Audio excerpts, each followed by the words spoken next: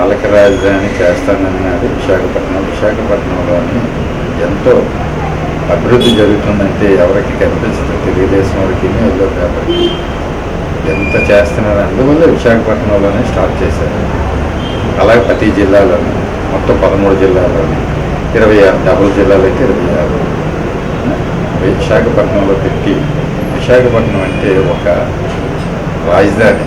రాజధాని అన్నీ ఉండడం వల్ల విశాఖపట్నానికి ఎంతో పేరు.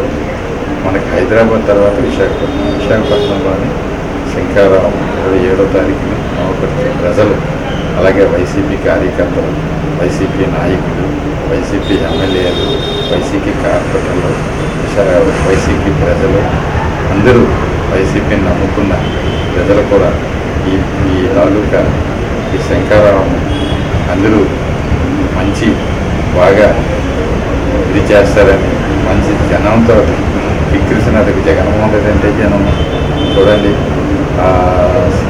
ఆ యాత్రలు 60 రోజులు స్టార్ట్ అయ్యి ఎక్కడ చూసినా జనం. అలాగే ఈ యాత్ర దీన్ని శంకరరావు కూడా ప్రజలందరూ సహకరించి జయప్రదం చేస్తారని, అలాగే జగన్మోహన్ రెడ్డి గారు ఏది చేసినా ప్రజల కోసం, ఏమి చేసినా ప్రజలు కావాలని విశాఖపట్నం ప్రజలందరూ జగన్మోహన్ రెడ్డి గారికి దీవించి బాగా జరగాలి. 2024లో జగన్మోహన్ రెడ్డి మళ్ళీ సీఎంగా చూడాలి, విశాఖపట్నం రాజధాని అవ్వాలి, విశాఖపట్నం పాలక రాజధాని చేయాలని అప్పుడు ఎంతో కోరికగా ఉండబట్టి విశాఖపట్నం ఎంత అభివృద్ధి చేస్తున్నారంటే, ఒక జగదంబ అనేది పోస్ట్ ఆఫీస్ ఉంటుంది.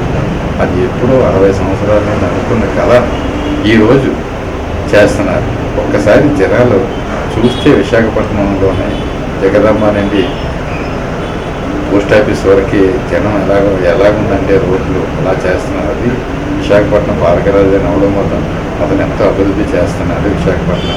అలాగే ఈ కార్యక్రమం కూడా విశాఖపట్నం నుండి స్టార్ట్ అవుతుంది. విశాఖపట్నంలో 27వ తారీఖు నుండి జరుగుతుంది. ప్రజలందరూ